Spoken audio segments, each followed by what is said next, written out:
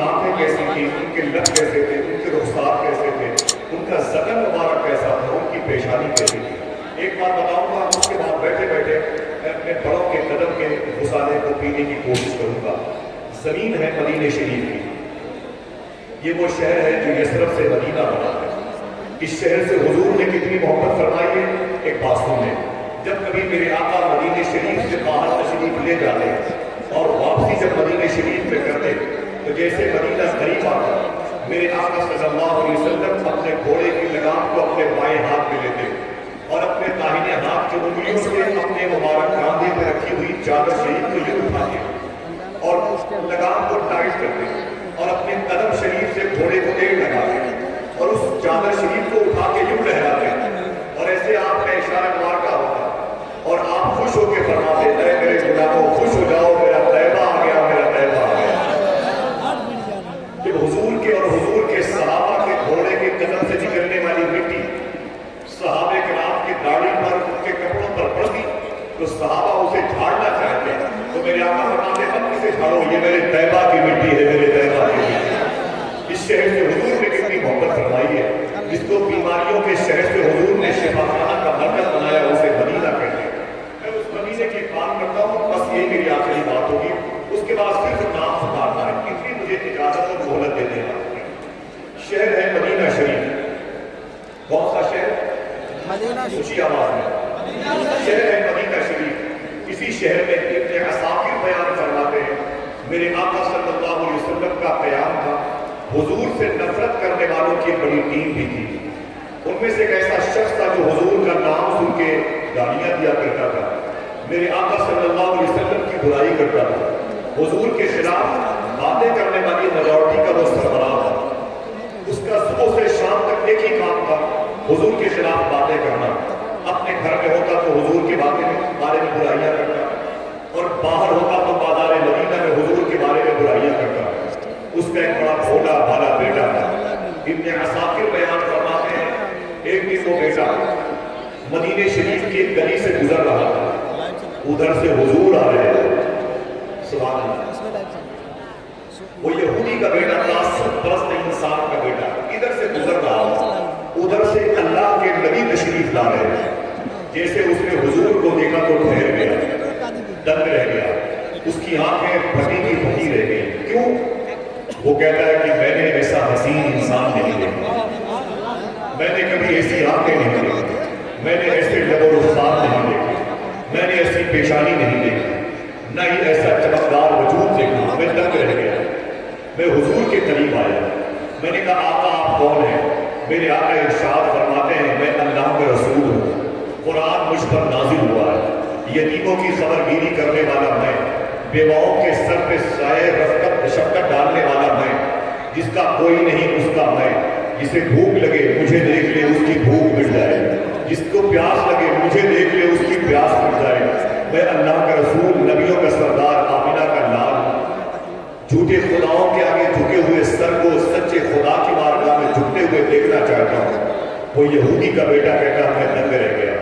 خدا کی قسم کبھی ایسا چہرہ نہیں دیکھا. شاعر کہتا ہے تیرا حسن میری نگاہ میں بخدا خدا کی کتاب ہے، تیری بندگی تو الگ رہی تجھے دیکھنا بھی ثواب ہے. وہ دل میں حضور کی محبتوں کو سبق بیٹھا. حضور کے جلوے کی کہانیاں اس کے دلوں میں سرایت کر گئی. وہ آہستہ آہستہ اپنے گھر کی طرف گیا. جب گھر گیا تو حضور کی یاد میں رونے لگا. چارپائی پر آیا تو حضور کی محبت کی طرف اور پیدا. بے چین و بے قرار ہو گیا. جب تک گھر میں تھا بے چینی اس کی تقدیر میں دکھتی.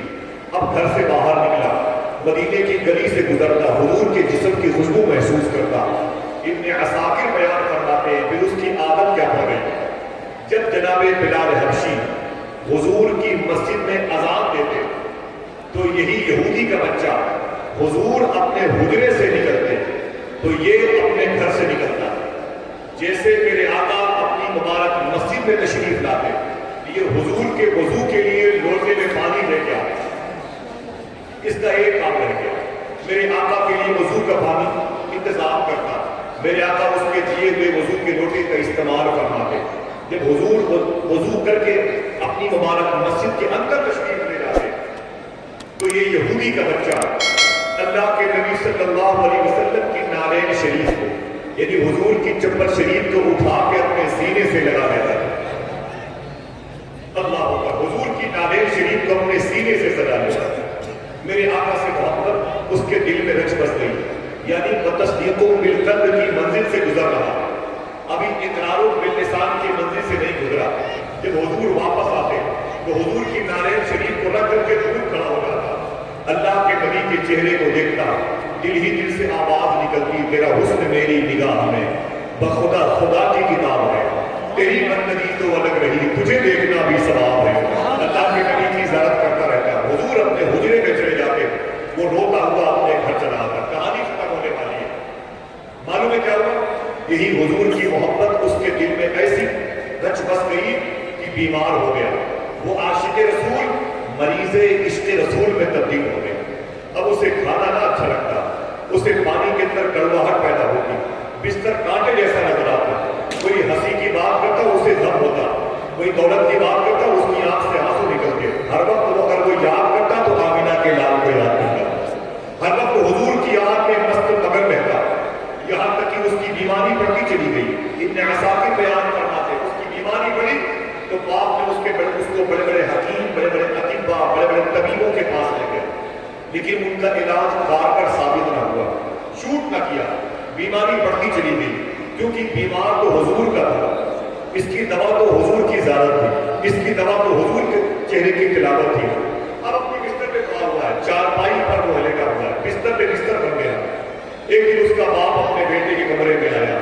اس نے کہا میرے بیٹے تو بچے گا نہیں، پوری طاقت لگا دی تیرے علاج کے لیے، تو ٹھیک نہیں ہو سکا، علاج کارگر ثابت نہیں ہوا.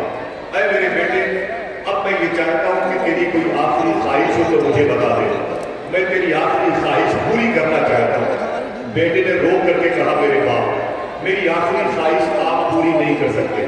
باپ نے کہا نانا میرے بیٹے تو مر جائے گا. کانپور کے شاعر نے کہا کہ کوئی اس درد کو ایک باپ سے بہتر نہ سمجھے گا، جواں بیٹا گزر جائے تو کاندھا ٹوٹ جاتا ہے. اے میرے بیٹے میں اپنے کاندھے کو کمزور نہیں کرنا چاہتا، لیکن کیا بتاؤں پیدا کرنے والے کی مرضی، تو بچے گا نہیں، تیری کوئی آخری خواہش. تو بیٹے نے جملہ کہا ابو اگر آپ کو تکلیف نہ ہو تو بتاؤ میری آخری خواہش کیا ہے. اگر اس کی آخری خواہش سن کر کے دو چار لوگ ہی سبحان اللہ کہتے ہیں تو میں یہ سمجھوں گا میرا معنی وصول ہو گیا. آپ نے کہا میرے بیٹے تیری آخری خواہش کیا ہے؟ تو بیٹے نے کہا ابو میری آخری خواہش یہ ہے کہ مرنے سے پہلے آمینہ کے لال کے چہرے کو دیکھنا چاہے. اللہ آپ کے ماں باپ پر فضل فرمائے، اللہ آپ کے دلوں میں حضور کی محبت پیدا کرے. آمین کہتے ہیں. اللہ تعالیٰ اس ادارے کے سربراہ اعلیٰ مینیجر کو، ان کے تمام طلباء کو، ادارے کے ذمہ دار اساتذہ اور ان کے مبصرین پر کرم. وہ کہتا ہے کہ ابو میں مرنے سے پہلے ایک منٹ میں حضور کو دیکھنا چاہتا ہوں. باپ ناراض ہو گیا. اس نے کہا میرے بیٹے میں تیری یہ خواہش پوری نہیں کرتا، اگر تو تندرست اور توانا ہوگا، لیکن کیا کروں تو دنیا سے جا رہا، تیری روح تڑپے گی. اے میرے بیٹے تیری یہ خواہش میں ضرور پوری کروں گا. باپ اس کا حضور کی بارگاہ میں ہے. اس نے کہا مسلمانوں کے نبی میرا بیٹا آپ کا انتظار کر رہا. میرے آقا صلی اللہ علیہ وسلم نے اپنے غلاموں سے فرمایا چلو اٹھو. باپ کہتا ہے کہ اے مسلمانوں کے نبی جلدی چلیے ورنہ میرا بیٹا مر جائے گا. اس کی آنکھیں بالکل آخری اسٹیج پر ہیں، اس کے ہونٹ اس وقت روح سے اتصال کا شرف پانے والے ہیں، جہاں بلب ہے. اے مسلمانوں کے نبی جلدی چلیے. اللہ باقی تشریف فرمائے اور اصغر صاحب ادارے کے ذریعے تشریف فرمائے اور تشریف فرمائے. اس کی روح نکلنے والی ہے. اللہ کے نبی صلی اللہ علیہ وسلم اس کے گھر آنے والے ہیں. اگر اجازت دیں میں 2-3 مصرے پڑھتا ہوں. بیٹھے رہیے، کوئی دوست نہ بولیے گا، میں ہنگامہ نہیں چاہتا. وہ باب ہستی کو رفتہ رفتہ فنا کے ساحل پہ لا رہا ہوں. وہ باب ہستی کو رفتہ رفتہ فنا کے ساحل پہ لا رہا ہوں. قضا سے کہہ دو وہیں پہ ٹھہرے میں خود ہی نزدیک آ رہا ہوں. وہ باب ہستی کو رفتہ رفتہ فنا کے ساحل پہ لا رہا ہوں. قضا سے کہہ دو وہیں پہ ٹھہرے میں خود ہی نزدیک آ رہا ہوں. بجھی ہوئی شمع کا دھواں ہوں اور اپنے مرکز کو جا رہا ہوں. یہ دل کی دنیا تو مٹ چکی ہے، اب اپنی ہستی مٹا رہا ہوں. کتنے لوگ ہیں اور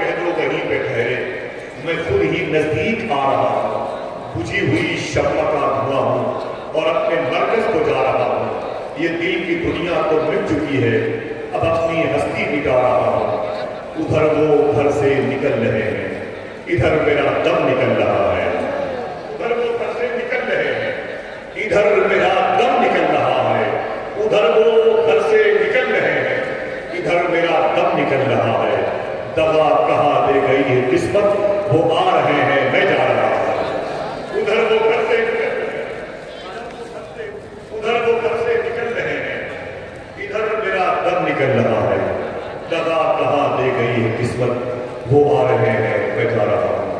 میرے آقا صلی اللہ علیہ وسلم اس کے گھر تشریف لائے، کوئی ایک شخص کہہ دے سبحان اللہ، ستیہ آگئی۔ جب میرے آقا اس کے گھر پہ تشریف لائے نا، پہلی مرتبہ اس یہودی کے گھر میں، تو اس کے بیٹے کے کمرے میں حضور پہنچ گئے۔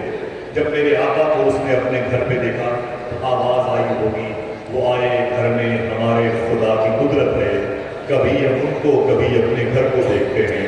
اللہ کے نبی صلی اللہ علیہ وسلم کو اس نے اپنے گھر میں دیکھا، چارپائی پر لیٹا ہوا تھا، آنسو جاری ہو گئے، خوشی میں رونے لگا۔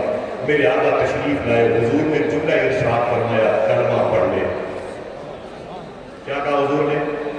اونچی آواز، میرے آقا فرماتے، یہ رو رہی ہے، میرے آقا فرماتے کلمہ پڑھ لے۔ تو اس نے اپنے باپ کو دیکھا، باپ بڑا سخت مزاج کا تھا، وہ جانتا تھا میں جیسے کلمہ پڑھوں گا میرے باپ کو تکلیف ہو جائے گی، میں جیسے کلمہ پڑھوں گا میرا باپ ناراض ہو جائے گا۔ جیسے حضور نے فرمایا کلمہ پڑھ لے، تو اس نے اپنے باپ کو دیکھا، تو باپ کے دل کو رب نے تبدیل کر دیا۔ باپ نے کہا میرے بیٹے پڑھ لے، یہ تیری قسمت ہے، تیرے گھر آئے ہوئے ہیں۔ اللہ اللہ، جیسے اس نے کلمہ پڑھا، حضور اس کے گھر سے باہر چلے آئے، جیسے باہر آئے اس کی روح نکل گئی، باپ دوڑا ہوا آیا، مسلمانوں کے نبی کہاں جا رہے ہیں؟ میرے آقا فرماتے کیا ہوا؟ کہا میرا بیٹا مر گیا، وہ میرے کسی کام کا نہ رہا، اس کو آپ لے جائیں۔ میرے آقا پلٹے اپنے غلاموں سے فرماتے، اے میرے عاشقوں، اٹھا لو میرے عاشق کو، اس کی لاش کو اٹھا لو، لے چلو میرے مسجد کے پاس، لے چلو میرے حجرے کے پاس، اعلان کر دو عاشق کا جنازہ ہے ذرا دھوم سے نکلے، عاشق کا جنازہ ہے ذرا دھوم سے نکلے، محبوب کی گلیوں میں ذرا دھوم کے نکلے۔ میرے آقا اپنے حجرے خاص پر اسے لے کے آئے، اس کے غسل کا انتظام فرمایا، اور اس کے مبارک اس کی تدفین کے لیے آپ تیار ہوئے۔ معلوم ہے کیا ہوا؟ گرمی زیادہ نہیں تھی اور بھیڑ زیادہ نہیں تھی، حضور نے نماز جنازہ پڑھائی، کوئی کہتے سبحان اللہ۔ میرے آقا اسے اپنے غلاموں کے ساتھ بقی شریف میں لے کے آ گئے، اور جب بقی شریف میں اس کی تدفین عمل میں آ رہی تھی تو حضور بار بار اپنی پیشانی سے اپنے پسینے مبارک پہنچ رہے تھے اور پنجوں کے بل حضور چل رہے تھے۔ تدفین عمل میں آئی، جسے آپ کہتے ہیں مٹی ہو گئی، حضور واپس آئے، میرے غلام نے پوچھا آقا گرمی زیادہ نہیں تھی، آپ پسینے مبارک پہنچ رہے تھے، پنجوں کے بل چل رہے تھے۔ میرے آقا فرماتے ہیں وہ جس کی مٹی تدفین عمل میں آئی ہے مجھ سے بڑی محبت کرتا تھا، معلوم ہے میری محبت کی وجہ سے اس کے جنازے میں اتنے فرشتے آ گئے تھے، مجھ محمد کو بھی چلنے میں دشواری پیدا ہو رہی ہے۔ یہ اللہ کے نبی صلی اللہ علیہ وسلم کی مبارک چہرے کی تاثیر، مقناطیسیت، جاذبیت، میگنیٹ سسٹم کا اثر ہے۔ اس دشمن کے بیٹے نے بھی دیکھا، وہ بھی اپنا دل دے دیا۔